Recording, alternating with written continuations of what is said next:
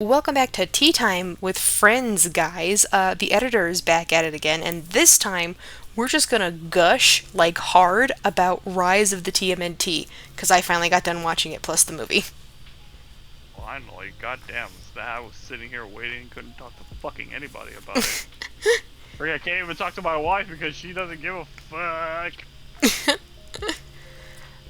So, for those of you not in the know, Rise of the TMNT is the latest iteration and installment of Rise of the Teenage Mutant Ninja Turtles, and it's actually phenomenally well done.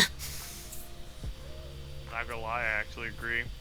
And the fact that there are some little bitches who are just crying over the fact that it's not like the old turtles, they're all the shut the f- I'm sorry that this whole new direction for the turtles that actually did a good job visually, not only by the effects, the action, the scene, the fucking the whole thing was just amazing. Even the turtles look fucking different. They're not all the same shape, height, and the only things that are actually different besides their fucking way of speaking and mannerisms is their color of the skin and the bandanas they fucking wear. This one actually gave a personality. Oh, but why doesn't they all have different accents? Why don't they have it like the rest? Why? I don't know. They grew up together. That's why they act like that. The only people I feel like that complain about bullshit like this about, oh, they all sound the same. You can't tell the difference because they all sound the same. Bitch, tell me somebody who has several siblings that don't sound like them. This is true. I just Also, the editor does make a good point. The turtles are actually all different species of turtle. None of them are the same. Raphael is the obvious snapping turtle of the group, which is why he's bigger, a little bit more aggressive, and everything else. Donatello, they make it a point of saying he's soft-shelled, which is why he has the brace on his back all the time. Somebody told me that supposedly Leonardo is a red-eared slider turtle, which I was like, I don't know what those look like. But I do know for a fact that Michelangelo is a box turtle, because they're baby. babe. I have a box turtle, that's why I know what that is. It's like, Yeah, it's a box turtle. the fact that your cat just sits on the box turtle. She does, bro. She sat right on him, and I was like, what are you doing? It's just goddamn, like, there's so much right about the Teenage Mutant Ninja Turtles, and I feel like some people, I understand you have your favorites depending on where you grew up with. I grew up straight out of the fucking box Ninja Turtles. I grew up with the original TMNTs. I played their arcade games. I played it off of the SNES, and I grew up watching the different iterations of the Turtles. I like the first one. I like the Turtles when they had not only a weird time, well, two different time arcs. One where they were going through the past, and then they went straight to the future, which is TMNT Back to the Sewers was another one that they had. And then a lot of people that I know that I'm just gonna say that's because of their generation, like the 3D rendered TMNT. Well, I'm like, that wasn't my cup of tea. I saw some of it, it wasn't for me, so I never finished watching it. Yet one thing I noticed is that all those turtles had over 100 episodes, even with the fact that when they were released, people kept watching it, and there was still a low number of viewers. Yet, when it came to Rise, apparently just because, the same argument I had earlier about how they sound, there's no way to tell who's who when you close your... Who gives a fuck? You're not watching a damn cartoon to fucking just close your eyes and fucking play the guessing game of who the fuck's talking! You watch a cartoon to watch the animation, the crisp beauty that this whole team worked on. Motherfucker, if you wanted to watch a cartoon with your goddamn ears, take out your eyeballs and just listen to a goddamn audio tape. Cause I did not come into this goddamn house to just watch a cartoon with my ears. Shit. Like, if I had an actual blind friend who would listen to Rise of TMNT, not have any experience with TMNT, and they fucking listen to it, and they can instantly tell me who the fuck is who, I can even tell the difference which turtle's which. If you can't, you are dumb as fuck. You are blind. You are dumb as a goddamn brick. You know what? You're dumber than a brick. You're dumber than Brock's frickin' whatever the fucking name of that goddamn worm in TMNT and Rise. Like, goddamn, that worm is dumb. Next to the fucking Hypno Hippo. Seriously. Yeah. Oh, that goddamn hippo. That's the other thing I loved about it. The villains were creative. They had their own personality. Sure, they were villains of the week, but motherfucker, you at least know who's who. You know their aim. You know their whole story when you fucking deal with them. And I just love how it all works out. Because it's like, Draxel? Wow, it's not like the other Turtles where, oh, Shredder was the guy who was once in a ninja clan, got booted out of the ninja clan, started working with Soyance, and then what happened? He made this ooze, and it spilled on some turtles, and then they fucking made the turtles. And then apparently one rat was fucking toxic as fuck. Bitmaster, okay, there are two iterations how Splinter came out. It's either, oh, he's an actual rat that mutated into a person who learned martial arts through his owner, Yoshi. Which, to me, is like, what the fuck? What fever dream did you speak to me? Yo, what are you guys on? Why is a rat learning Kung Fu from their ninja owner? What? I'm sorry, what? And then I like the iteration where it's like, oh, Splinter was actually a person. They got bit within a mutated state. That makes a hell of a lot more sense. It gives more depth into the character. It's not just, oh, I am rat. Fuck. That's all you get off from like the old Splinter. Oh, I'm a rat that also got mutated by the ooze. Yet I look old as fuck. Dude, I love this version of Splinter is because I was like, man, I feel like somebody had on the team just had a parent that was very into television and was like, there's only one way to get to that, talk to them. Why? We gotta beg. We gotta beg for everything because the TV takes all the time. It's not only that. I feel like whoever had, if I ever put both Splinters next to somebody who's never watched TMNT, I know they're gonna like fucking Rise Splinter. He has more personality. And it's like, okay, oh, well, but old Splinter, he actually was wise and calm. It's like, yeah, which is alarming. Because, again, those Splinters, the old Splinter, was literally a goddamn rat that got mutated by the same ooze as the rest. But they all started out as animals. Like, Splinter has no life experience being a human and what they might actually think and know. And yet, with this current iteration, it works so fucking well because Splinter was actually a human man. He had a life, he was a movie star, he had family outside that actually had a mission instead of just like, oh, you're a rat that was owned by an actual member of the family. That makes you an honorary member of the family, and you must continue our mission. I'm sorry, Kikosa? I know what? I don't have my cats ready to avenge me. There's some stupid shit about to happen. My daughters, Philo and Rafalia, if something were to happen to me and your mother, please live on. Bring out our family name and avenge us. They're never going to happen. I feel like, Kitty Meow, you don't have to avenge me, but if you're gonna eat me, save my face for last. That's all I ask. No, eat my face first. At least go for save the earlobes for last. I know you like your shit chewy. Yeah, but you see what I mean? It's like, it is weird. But the reason why I really like the fact that he's very dad is because as number 4 of 4, my mother also did this. She would start calling us numbers based off of order of birth because she would forget our names sometimes. Oh, purple. Red is right. Oh, blue. Orange is the funny guy. Yes, I remember one time she looked at me and she was snapping her fingers. 1, no, 3, no. I was like, I'm not two. Two is a boy. And she was like, four. I was like, yeah. I'm not two. I'm not two. Two is a boy. No, she did. She ran this gamut for like a week, and then she finally was like, my full legal name, and I looked at her, I was like, oh, we're at names now. Feels so special, I got promoted from a number to a name. You bitches. She can't remember the number. How is it that you remember my name but not my number? Oh, what the fuck, Mom?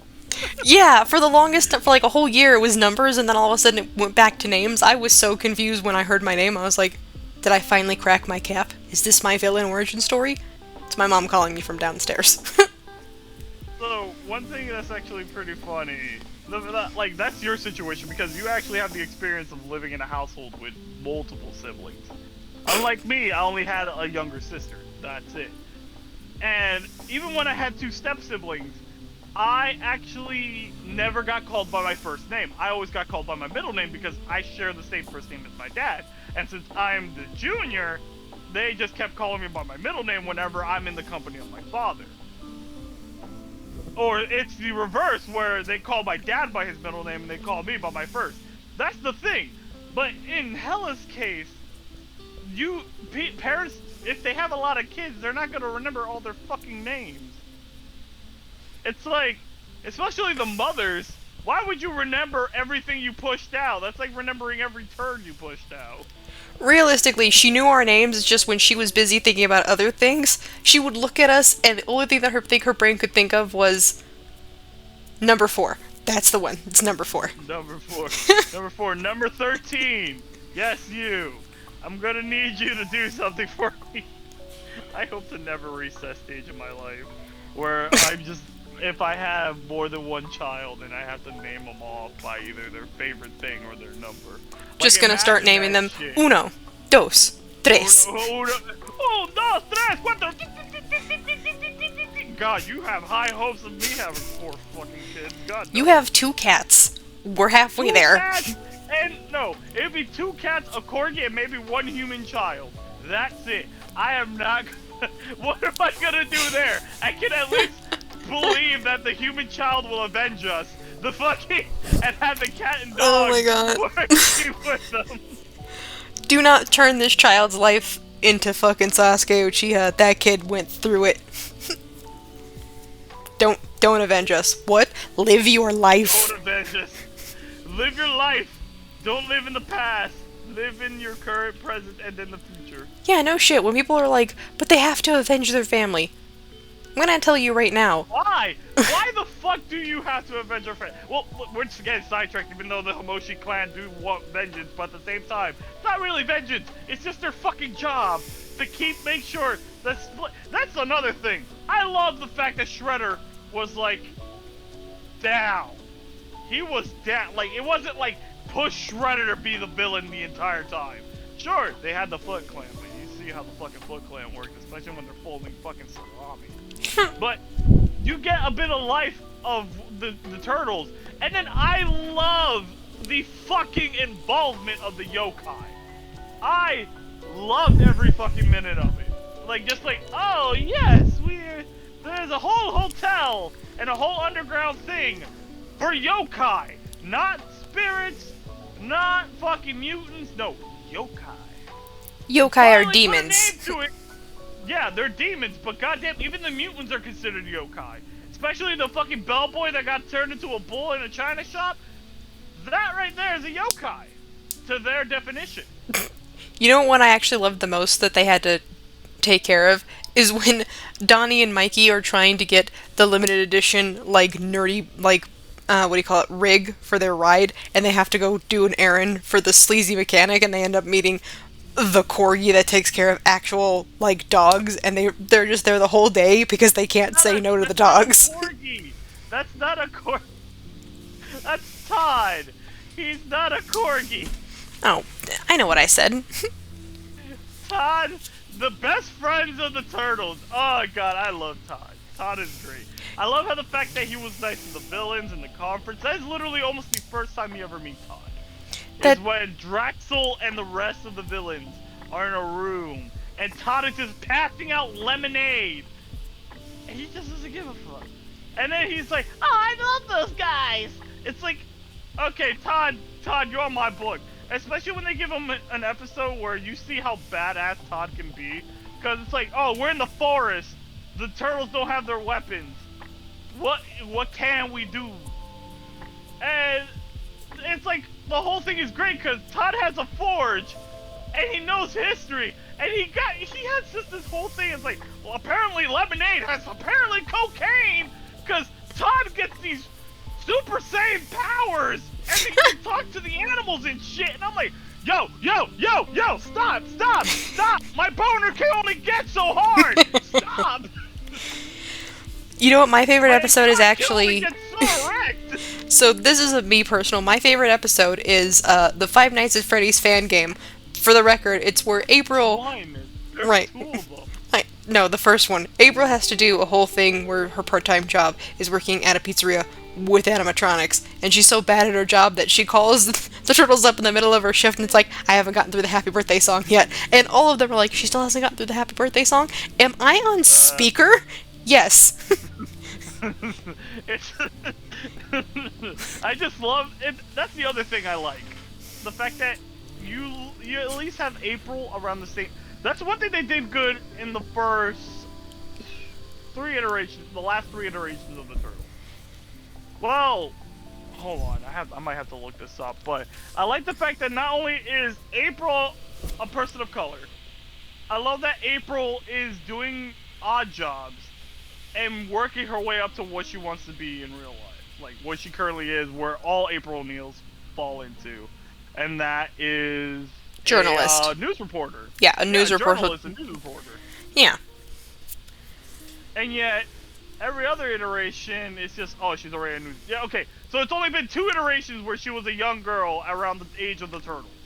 Do you know what I love about this current iteration of April O'Neil, even though she is a woman of color in this one? I love the fact that a couple of times in the series, when the turtles are explaining to her what they gotta do, she has a whole minute, you could see it on her face, where she's considering just being like, nope.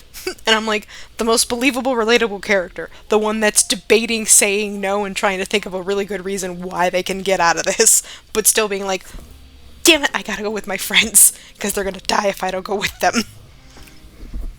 Yeah. Yeah, it's just... but there's also the fact that, sure, April, back in the past, she doesn't actually go into the fights. She usually stays back or gets defended, but... This one fights back. It's not only that she fights back, it's just they've been lately making April actually fight back. They first start April in the beginning where her yellow jumpsuit, she actually knew how to fight. It's just that it took some time because she had to learn. Then further iterations of April's actually started learning how to fight.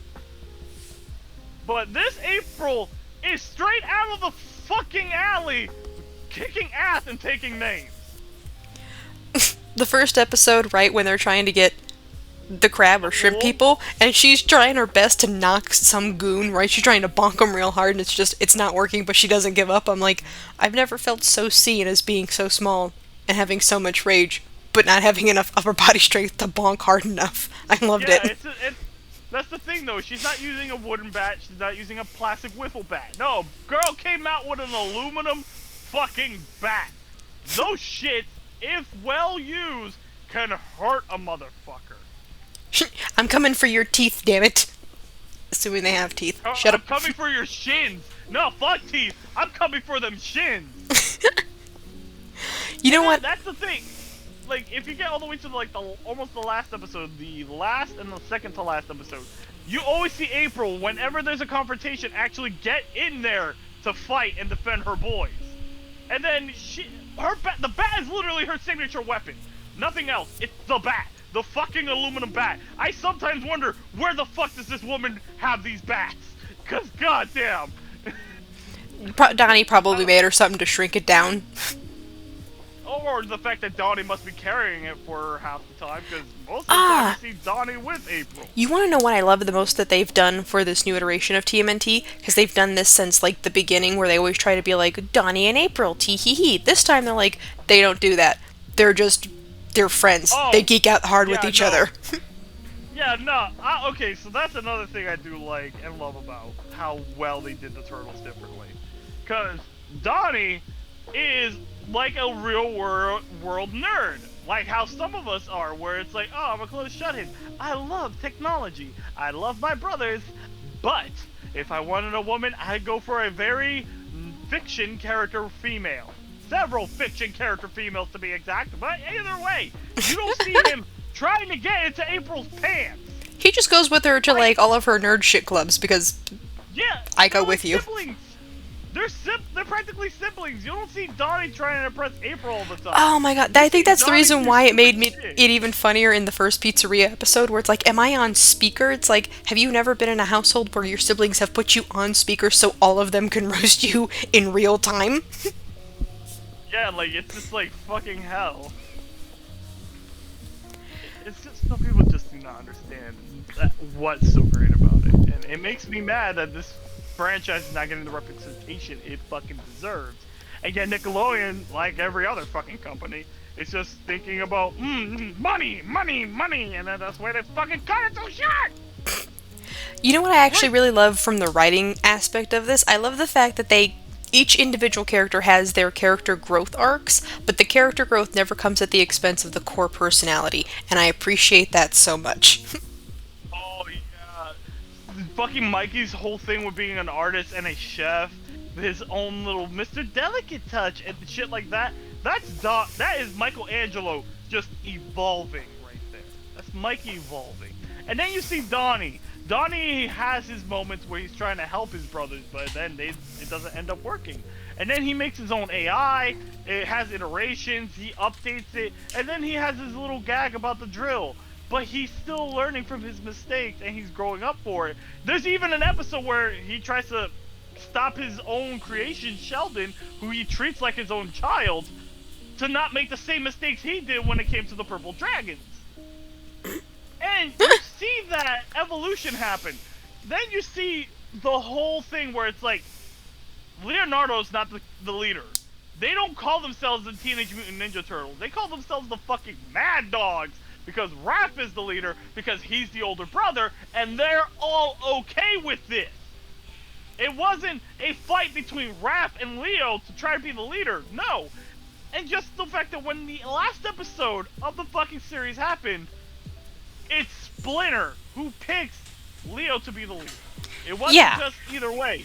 And when you watch the movie, you see that Raph is making sure that Leo understands what it means to be a leader. Oh my god. All this shit. He doesn't try to just go like, no, I'm the leader. No, he's helping his younger brother try to be a better leader. He's not like the other iterations of Raphael where he's trying to say, nah, motherfucker, you suck. I'm the leader now. You want to know what? You. Actually, No. speaking of the movie, the fact that in the movie specifically, Leonardo runs this gambit of just not listening to anybody. He just wants to, I can do it solo. I'm on my own all the time. Raph actually comes to save him in the movie. Spoilers, I suppose, if you haven't seen it. He actually ends up sacrificing his own way out of the situation with the Krang by literally putting it on his brother and taking a very massive hit that Donatello doesn't know if it was like a fatal wound or not. He only can see that, oh man, he got hit really hard and then he sent me away, and I'm like, this. Somebody at the company obviously watched enough sad anime shit to realize we have to time this exactly perfectly or it doesn't work. Like, the one hope I really have for this movie is one I hope it does so fucking well that Nickelodeon realizes where they fucked up and give this thing another season. Because I would love to watch more of this animation. I don't want... Because I feel like there's so much more that can be brought out from just this alone. Because the way they ended with Krang, it's not like they killed him. He could get out of there somehow. We just don't know how or when. Because the way they just did, like, Leo sacrificing himself for his family, and then Mikey bringing it in from fucking nowhere, using his mystic powers to just bring Leo back. Yeah, you know, actually I was talking with somebody else about this that watched it, and they were like, I don't feel like Mikey should have gotten mystic powers, and I eventually looked at him and I was like, I'm going to tell you something as a younger sibling. It is not that we don't care about the family and we're not paying attention. It is the fact that we are lowest on the totem pole, so our older siblings tend not to listen to us. But we do actually end up absorbing all information from them, like weird symbiosis. So actually, him being able to just effectively use everything he's learned from his older siblings and being able to just be the healer of the group makes entirely 1,000% sense. You're just not seeing it. Yeah, like holy fuck. It's like, sure, you have. It's like, why shouldn't Mikey have it? Did you not watch the last episode of TMNT of Rise Up? Did you not watch it? Did you not see how all four of them, without their mystic weapons, came in tune with their mystic powers? Like, where were you at?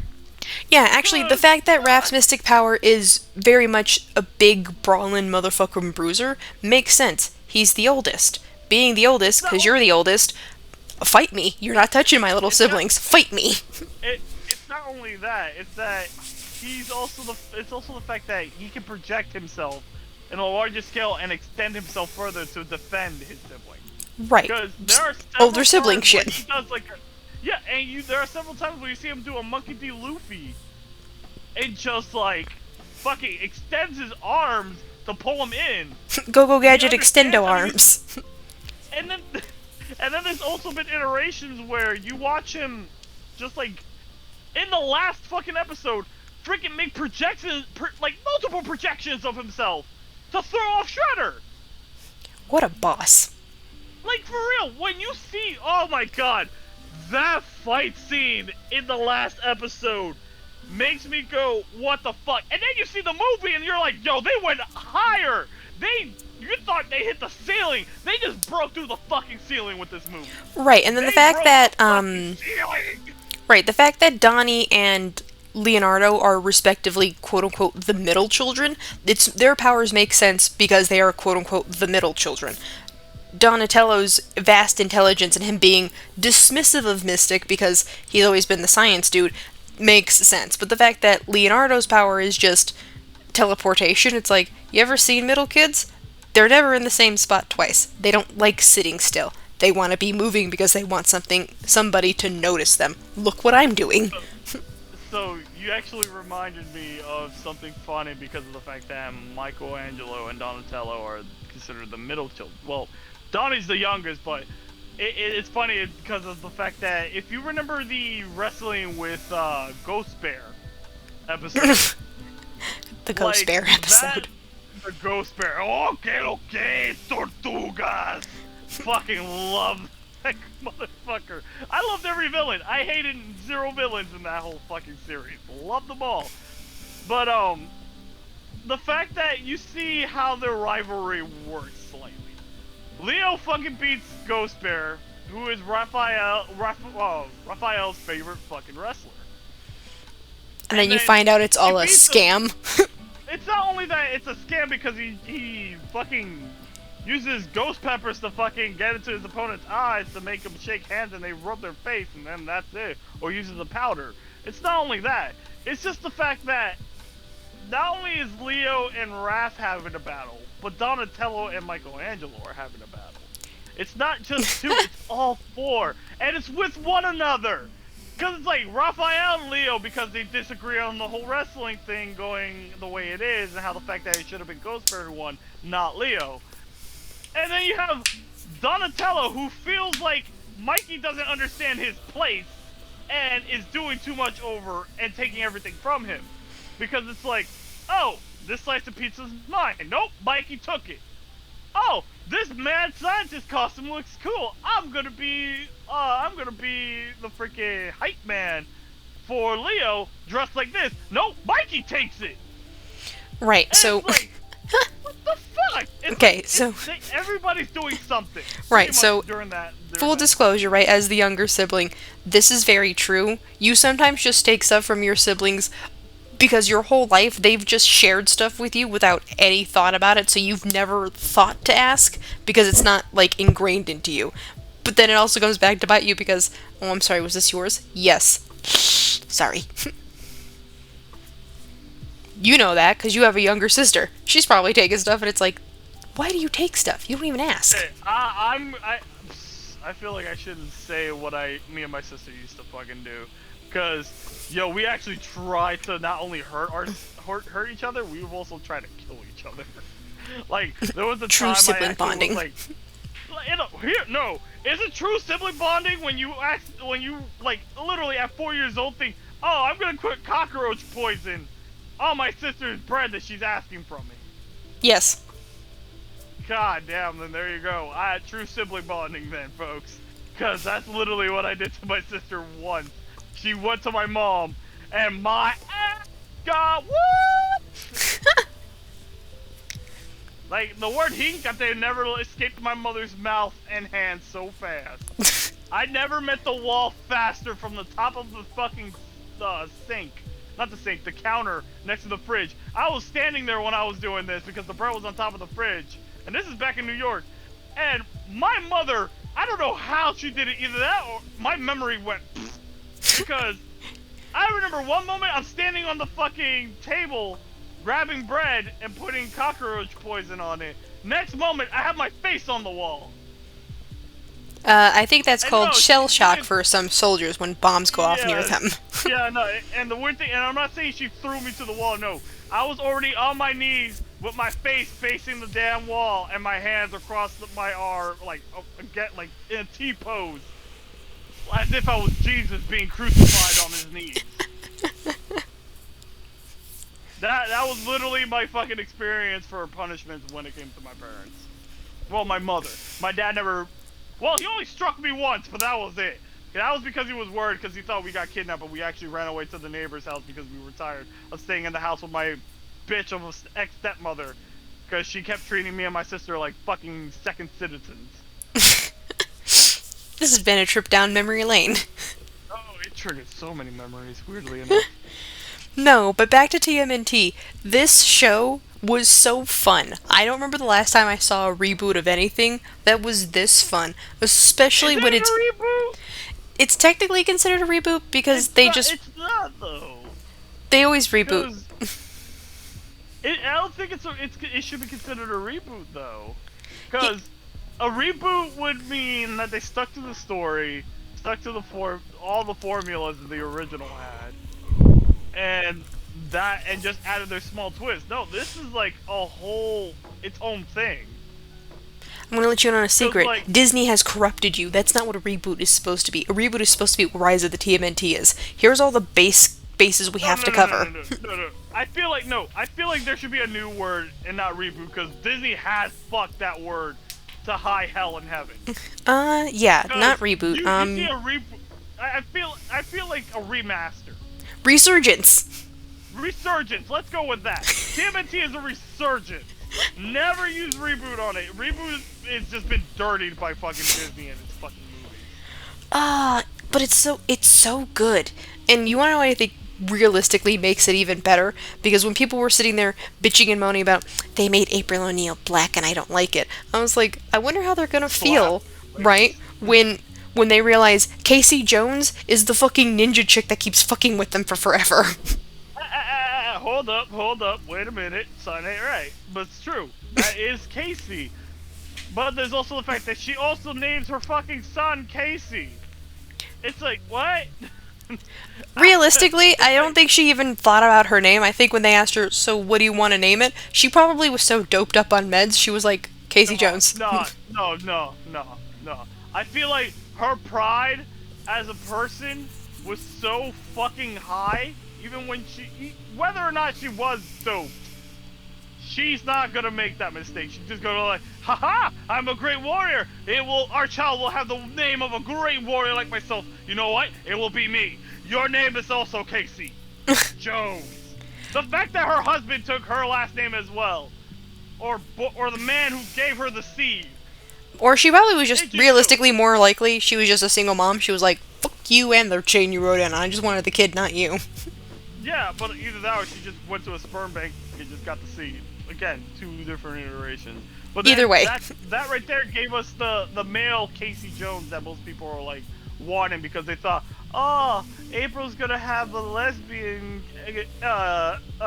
relationship with Casey. Okay, here you go, you whiny bitches. Here's the male Casey. same age as April, but now lives in that alternate fucking timeline because there's no way to send them back to the future.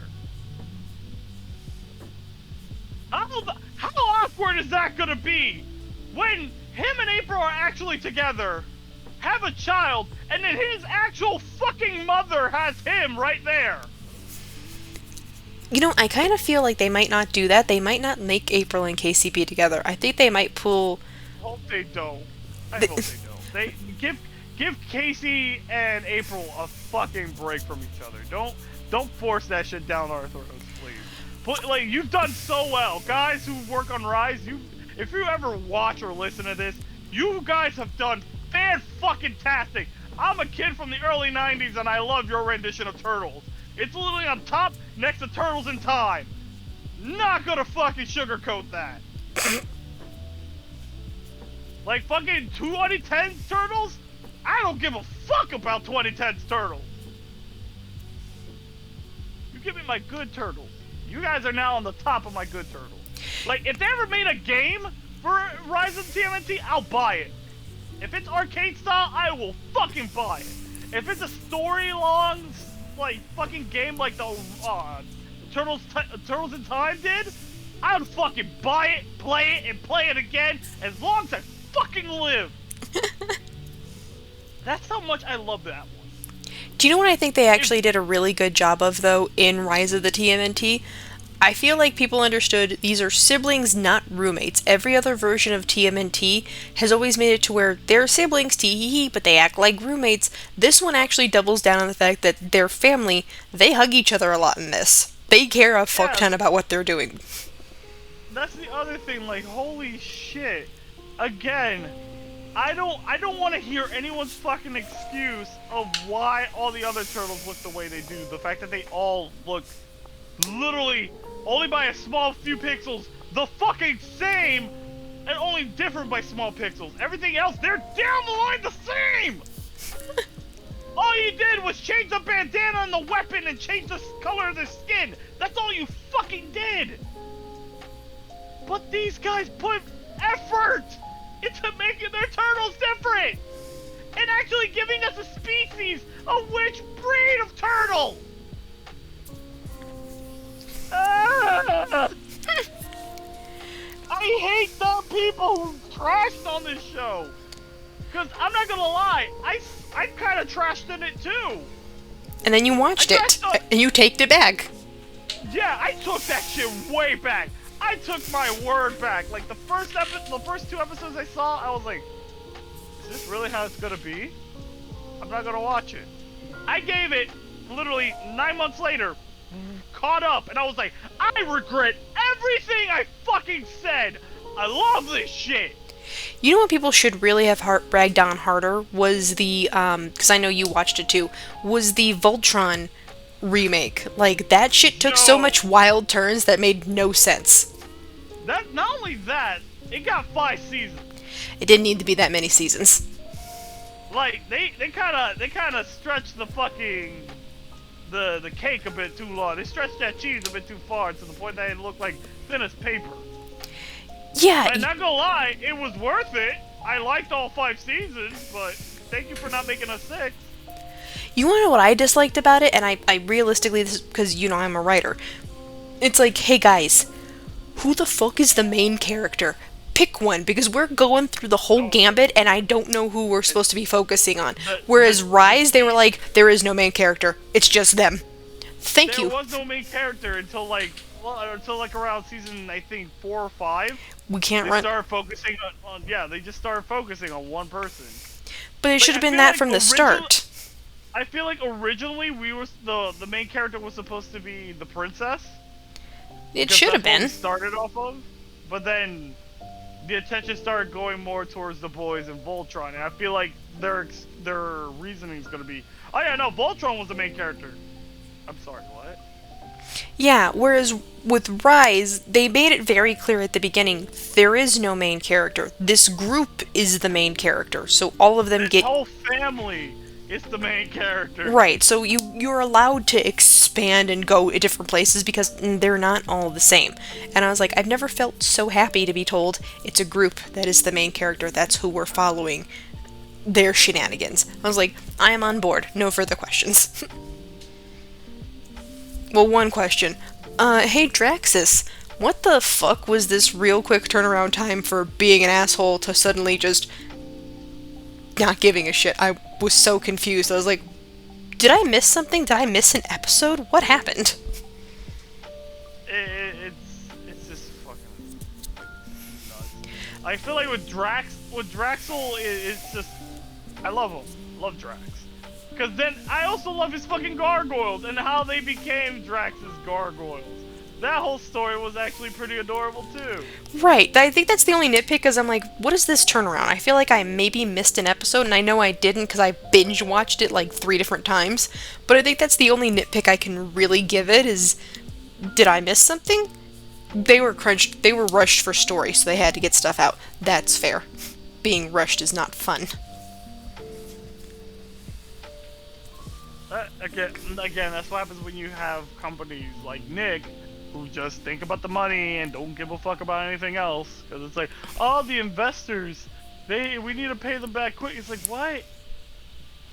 I feel like if I Y'all invested make in so much something, I bank. would, if I invested in something, I would expect quality for what I paid you. So if you take time to pay me back, but what you're giving me is really good quality, I'm fine with it taking a long time. Like, I feel like with Nick, the only thing they're trying to do is make a show that's marketable for toys. That's literally all they fucking do. Because literally, I've looked in the past, like, 10, 20 years of the TMNT's life cycle, and have realized that they all had toys minus Rise. Rise has never had a toy made for them. And I'm like, why wasn't this done, Nick? You could have made money. This series is actually good. Oh, no, listen! The only reason you don't see a lot of people watching it on TV is because the TV is dying! Also, I feel like they just put it in like a really weird time slot, number one, and then number No, two, they did. you guys didn't really promote this No, too It's much. not only that. Not only did they not promote it, you're right, they did put it in a weird time slot, because you wanna know what time slot they put that shit on? Like 11 o'clock in the morning? No, it's not. No, you wish it was 11 o'clock in the morning. Like, pretty much, they put it around, let's see, Saturdays, they put it in the butt crack of the morning. Oh no! After Nick and Night's over, on a Saturday, no one's gonna be awake to watch it. I mean, we were awake to watch it.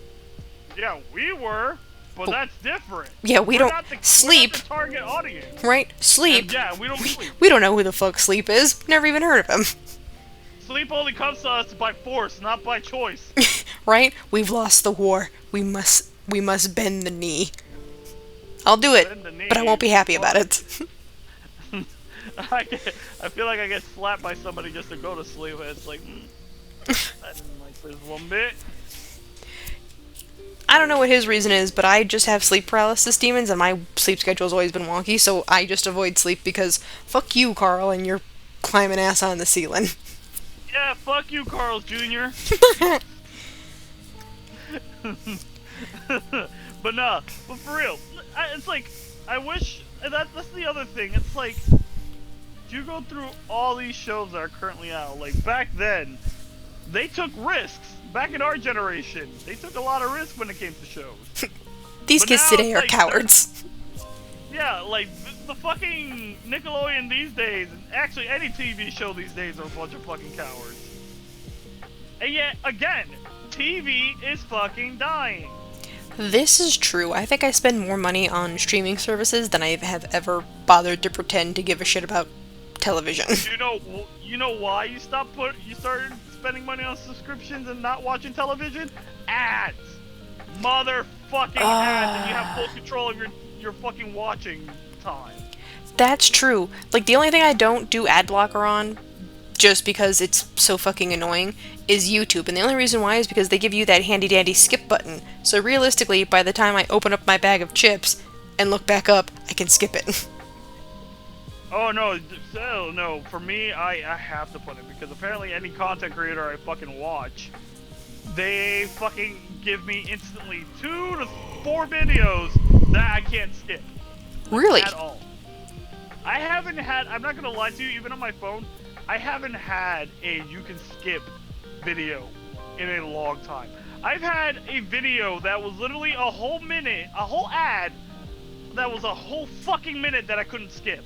I had to watch this one whole fucking minute of fucking Fortnite just to watch my goddamn video.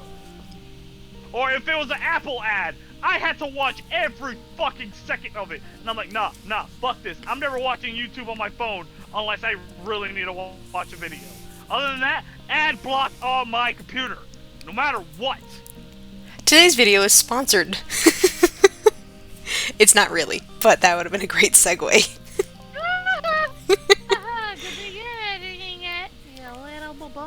I did. You know what, actually, I thought about it for a long time, and I was like, if we do eventually get sponsorships on this channel, I feel like I'd be really picky on who I would agree to, like, talk about. Yeah, well, it's not only that, we just have to make sure whatever their conditions are, it's not fucking insane. Yeah. Anyway, that was just real quick shop talk. Back to Rise of the Teenage Mutant Ninja Turtles. I love Yes. April in this. This version of April is my favorite version, I think. This version of April is actually #1 for me in my books. Because the one that comes #2 is the original April from TMNT. #3 is Turtles in Time. And that's about it. The other Aprils, I don't give a fuck. Well, the reason why I really like this version of April is for 2 reasons. Number 1, instead of putting her in that tacky fucking jumpsuit, they just made it to where it's her jacket. It is her personalized, this is her everyday jacket. As somebody who wore a yellow hoodie for like 4 years straight, I understand. When you find something comfy, you don't want to get out of it. Number 2, the fact that they made her just so unbelievably realistic, like when she goes to her school and everybody's being brainwashed by that app and she just doesn't have it because she just hasn't been paying attention to what's been popular. I was like, I feel so seen by this character. It's just... it's just fucking... The people behind Rise, they did the best fucking thing I can ever wanted out of a TMNT. Because it answers questions, it gives everyone an actual life or backstory to go to. Not only their mutation or who they were before they got mutated, but you also get some kind of familiarity with them as well. Yeah. I feel like I'm like back then, you know those little those fucking schoolyard fights about, oh, which Ninja Turtle are you? I used to say I was all of them because I couldn't pick. Now I legitimately can't fucking pick because I literally feel like I'm every turtle, and this time plus Splinter and April and a bunch of other characters because they all make me feel like I'm being attacked, but in the best way possible. Like that Leonardo DiCaprio meme where he's pointing at the television like, hey, that's me. Yeah. It's like he snaps with his beer in his hand. That's me. Yeah, like I love it because it's like I have a creativity and I have split personality like fucking Michelangelo does. What do you mean Michelangelo has split? He has split personality. The motherfucker has Mr. Delicate Touch and other fucking doctors in his mind that he uses to personify his way of helping people. Now shut the fuck up. Secondly, I am slightly as technologically like Inclined. aware and no, I don't feel like inclined would be the word. oh, I guess feel like knowledgeable. Yeah, I would be I'm more knowledgeable in tech than most people of my age. And I feel like I'm Leonardo because I'm a snarky motherfucker. And when it comes to Leo, I literally will fucking act like a smartass and a dumbass, but at least I got the people I care about's back, regardless. And then with Splinter, I have that whole totalitarian of, oh, I'm a lazy fuck, but I have my reasons, motherfucker. And if you're trying to fucking mess with me, you'll see a side of me you don't want to fucking deal with. I loved the episode where Splinter got sick and all of them were like, we gotta put on hazmat Oh, suits. that's the again back to the fact that they are giving us actual representation of these turtles. They're giving us something about them. Did we know that other splinters had something like this happen? This is a real thing that rats go through. They do get sick like this, and they do kind of go through phases like this. I But love it's never been shown. I love the But fact that Splinter the was once human, and now he's part rat, and he's going through this shit. you know what I love is the fact that during that episode they're like, okay, we just have to make it to the end of this sickness because then he'll be so fucking loopy. We can ask for anything and he's gonna say yes. And I was like, No, we can only ask for one thing. but you know what I mean? They ran the gamut of like, we can only ask for one thing, but he'll say yes to do it no matter what it is. But we gotta make it all the way to the end of the sickness. And I was like, literally, I want plutonium. no, I giggled about it because I was like, if you grew up in a Hispanic household, you also understood they're sick. So, if we get to the end of the sickness, we can ask for the one thing, and they're gonna tell us yes, and then they can't backtrack on it because they said yes. We gotta be smart about this, The one. right? This is our quest for One Piece in Hispanic households. Mom and Dad got sick, so if we time this right, we can finally ask for the thing we want. That's not the only, that's another thing that you just made me remember. The fact that these guys, it even shows more how much they've been living together. Because they have down pat, a schedule of, oh shit, Dad's sick. Yo, we can ask for one thing. They've tested this apparently. Whereas like they've survived before, but they were only able to ask one thing. They couldn't get away with multiple requests. Right? So they figured out it's like, there's a schedule, there's phases. At the final phase, we can ask for exactly one thing, and we'll get it, but we gotta make it all the way to the end without getting sick. Yep. And yet, the other people just fucking just didn't like it. Because they didn't even give it a chance to even get that far. You know what? I feel like a lot of people boo-hoo and bitch and moan when they see shows that are just like, it's another version of the thing you liked from childhood. Like the Thundercats. And do you know what I'm talking about? Okay. See, I have not watched the new Thundercats. I haven't either, but I found out that they might not even be making it because so many people were just so mad about it. And I was like, guys, you can't be mad about something that only showed you off the art style. It hasn't even given you, like, the plot. Oh, it's been out, hasn't it? I can look it up. I honestly don't know. Is the new Thundercats out? Because it's like freaking Teen Titans Go art style. Yeah. Yeah, apparently, this shit came out all the way back in... let's see, hold on. Yeah, it came out in 2020, and then it was kneecapped in the first season, and it was not getting a second season. Also 2020. So yeah, see, it's like, fuck, you give them one chance, and then it's like, they're just afraid of doing anything now. You know what? Go ahead. It's funny how they did that, yet when Titans Go, there was so much fucking backlash on it. Yet Teen Titans Go still is aired to this day, and they had a movie. You know, as somebody who watched both the original Teen Titans and Teen Titans Go, I'm going to say this, and this is my only stance on it. Teen Titans, when it first came out, was for a very specific generation, and that's what we grew up on. Teen Titans Go is for an entirely different generation, but the humor in that still sticks. I know that's a dirty word for a lot of people. Humor. I'm not gonna lie, I kinda did like a couple things. Like, I still have the fucking Waffles song stuck in my head because of it. 'Cause my nephew was watching it, I was in the room taking care of him, and this little kid's like dancing, and I'm like, oh, waffles, waffles, waffles, waffles, waffles, waffles, waffles. It's such a simple fucking song, of course it's gonna be catchy. It's so goddamn good. Okay, I like the episode where they're explaining to Beast Boy why they don't give him more complicated tasks, and it's just like, huh? You have a hard time understanding some assignments. What? You're not smart. Hey, that's not true. I get smarter every day. I was like, oh my god.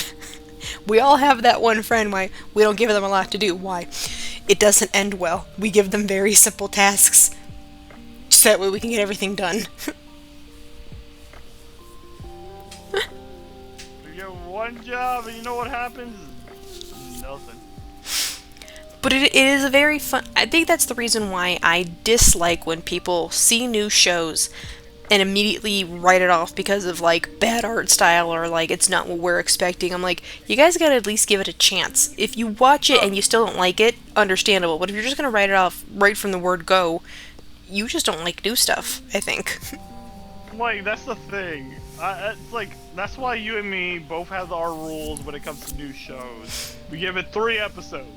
After 3 episodes, if it doesn't catch our attention, we just fucking bail. Except Goblin Slayer. Fuck that cartoon. I watched the whole thing. Once you get past the gory shit, it's not that bad. I couldn't get past episode 1. It made me so squeamish. I was like, nah, that's okay. That's why I feel like, there's a lot more blood. So... We watched Devilman Crybaby. Blood is not the issue. It was that just one particular story beat. I was like... But that's the only time you ever... Okay, we'll have this in another tea time. So for now, let's just get back to Rise. We're getting too sidetracked now. Yeah, just Rise was actually really good, and I feel like a lot of people just didn't like it because they changed too much from the original. They actually really didn't. They stayed pretty consistent of what do we need? The Turtles, the Splinter, the Foot Clan, all the bullshit. They just changed their origin story and made sense of how everything happened. It's not like, oh, there's a scientific ooze that no one understands how the fuck it got made, but it got made in one lab, and that's it. And that's why the Turtles are themselves. No, they gave an origin story of how there are multiple mutants, why the Turtles are slightly okay with being outside and being seen in their turtle selves. Hey, can you point us to the nearest comic convention? Nice save. Yeah, it's like what were the other Turtles doing? We wore big ass fucking pedo coats and wore a fedora. It's like, at least these are like fucking, like, especially when you look at them wearing their streetwear. Raph might sometimes wear the hippo mascot outfit.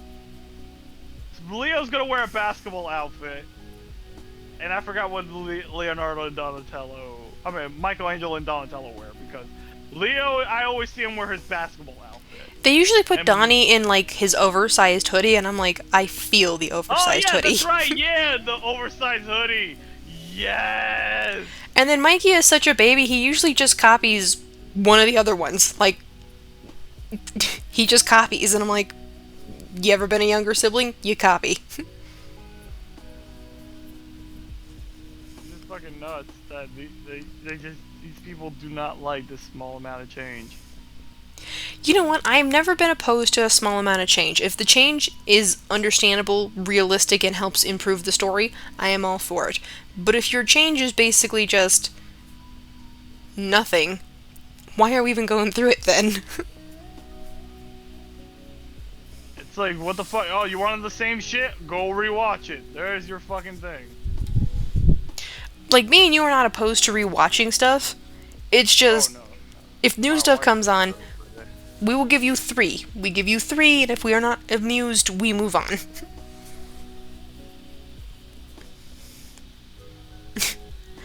So yeah, no, it's 3 and done. If you don't catch me in episode 3, if you don't catch either of us in episode 3, that's it.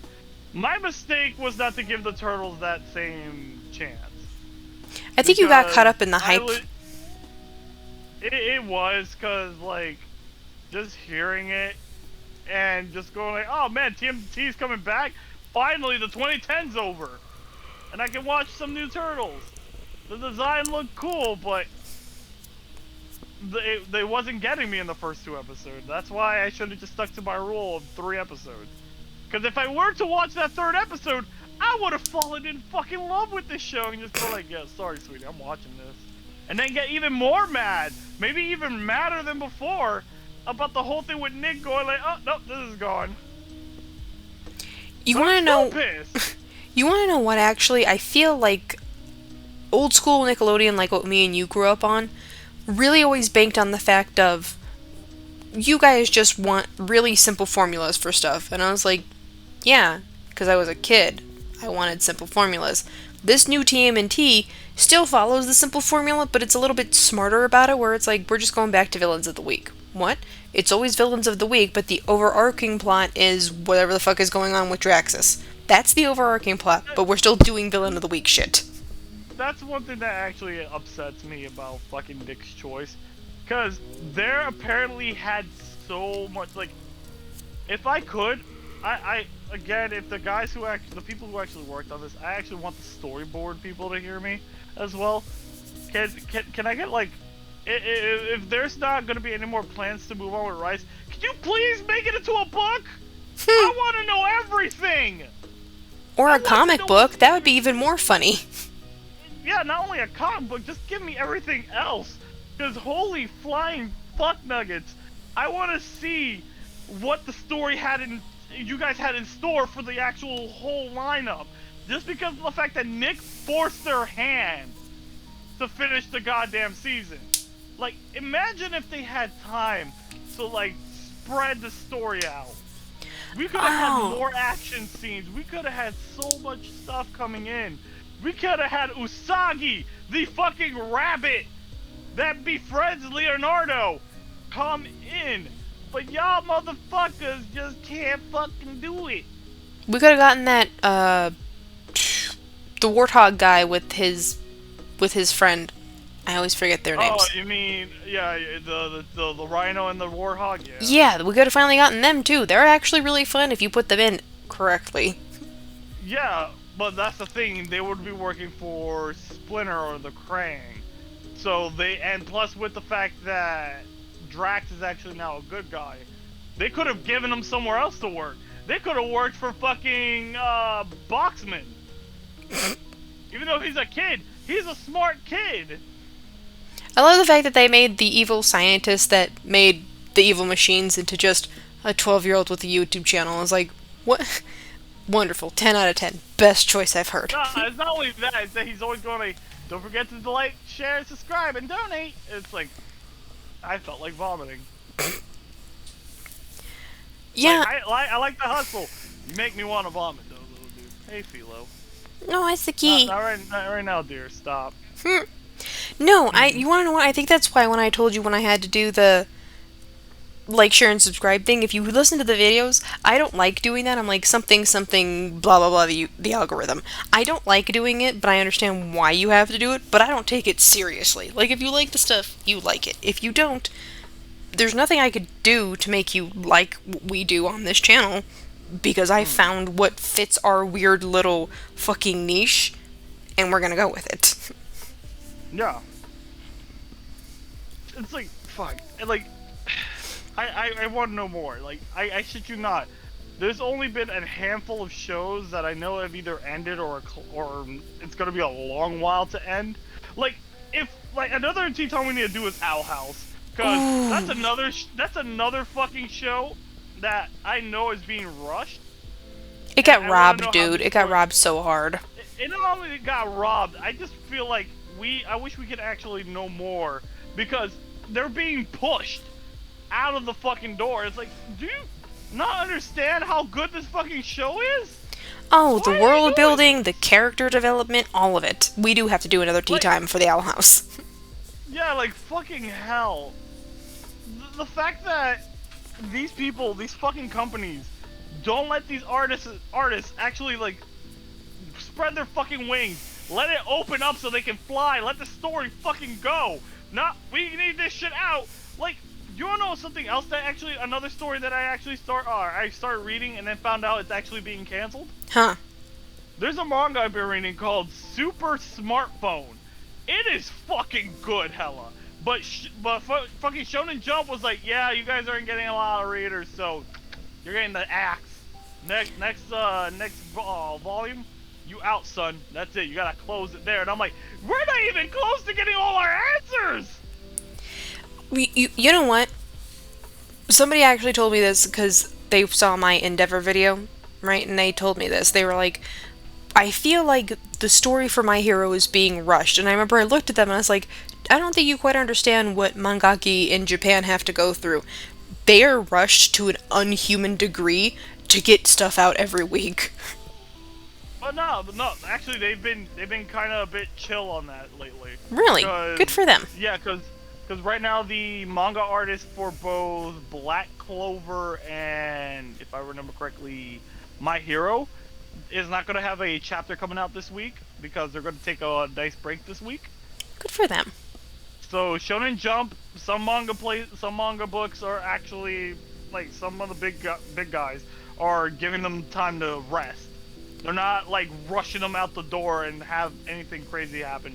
Because if they did that, then Oda, the creator of One Piece, is going to be in his grave faster than we could say hocus pocus.